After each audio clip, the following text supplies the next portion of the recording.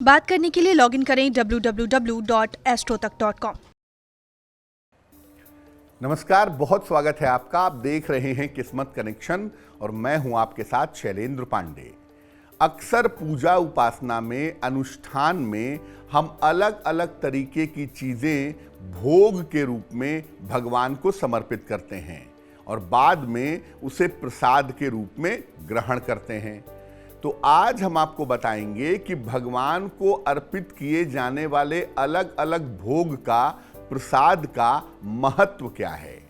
तो चलिए कार्यक्रम की शुरुआत करते हैं और सबसे पहले जानते हैं गुड लक।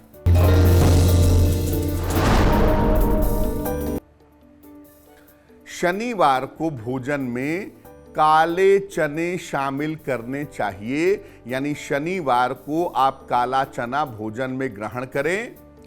प्याज, लहसुन और मांस, मदिरा से परहेज करें।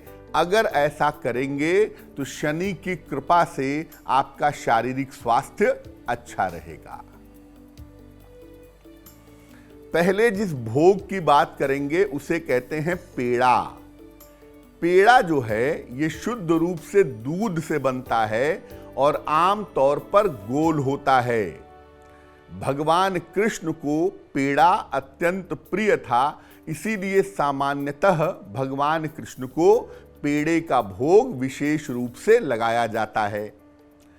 पेड़ा जो है ये चंद्रमा और बुध से संबंध रखता है। कुछ मात्रा में इसमें राहु का अंश भी पाया जाता है। भगवान कृष्ण को अगर आप पेड़े का भोग लगाते हैं और इसे प्रसाद रूप में ग्रहण करते हैं तो इससे आपका स्वास्थ्य उत्तम होता है और संतान पक्ष की जो तमाम बाधाएं हैं ये बाधाएं दूर हो जाती हैं। साथ ही साथ जीवन के उतार चढ़ाव से भी मुक्ति मिलती है। जो जीवन में अप्स एंड डाउन्स होते हैं वो काफी हद तक समाप्त हो जाते हैं। अब जानते हैं बताशे के बारे में।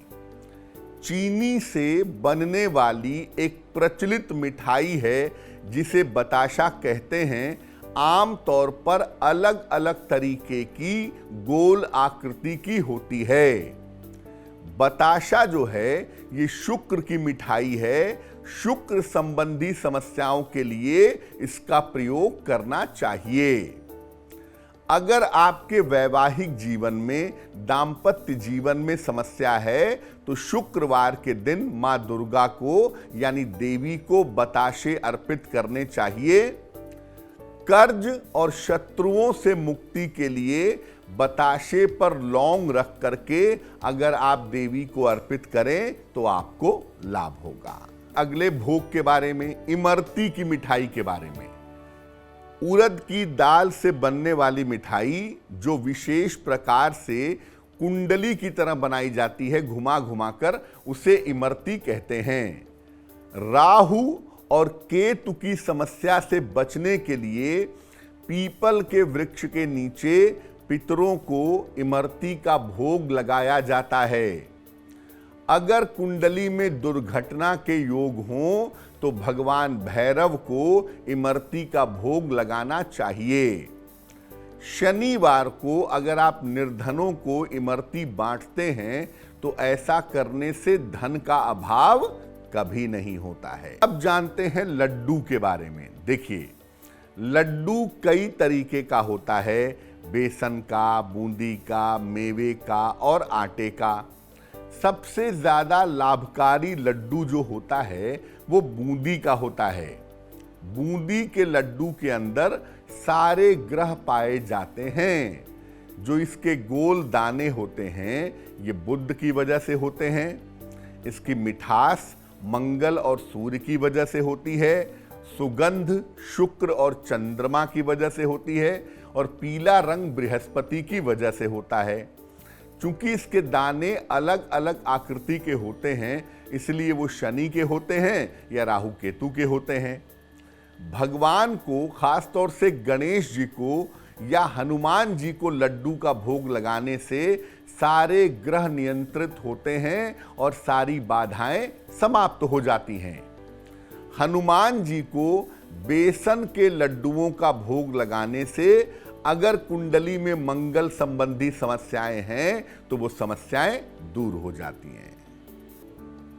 अब जानते हैं रसगुल्ले के बारे में। खोए की या छेने की बनी हुई गोल मिठाई जो रस में डूबी हुई हो उसे कहते हैं रसगुल्ला। ये शुद्ध रूप से चंद्रमा और शुक्र की मिठाई है। इसको अगर परिवार के सारे सदस्यों के साथ खाया जाए तो आपसी संबंध बेहतर होते हैं। जिस किसी के साथ आपको संबंध अच्छे करने हैं उसे रसगुल्ले उपहार में देने चाहिए। लेकिन जब भी रसगुल्ला खाएं उसका रस मत निचोड़ें, क्योंकि रस निचोड़ करके रसगुल्ला खाने से ग्रहों से जो लाभ की संभावना है वो उतनी ज्यादा नहीं रह जाती। हमने बात की अलग अलग भोग और प्रसाद के बारे में और ये जाना कि अलग अलग भोग और प्रसाद का महत्व क्या है। अब जान लेते हैं क्या है आज की सलाह।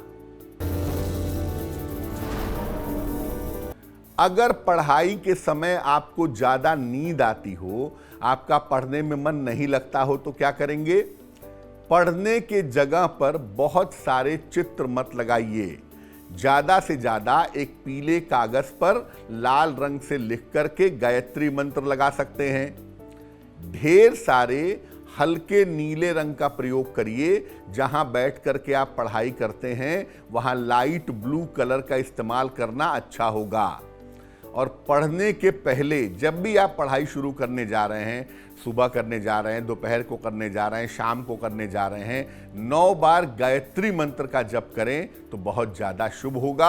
आप चैतन्य होकर के पढ़ाई कर पाएंगे। तो आज के लिए किस्मत कनेक्शन में बस इतना ही।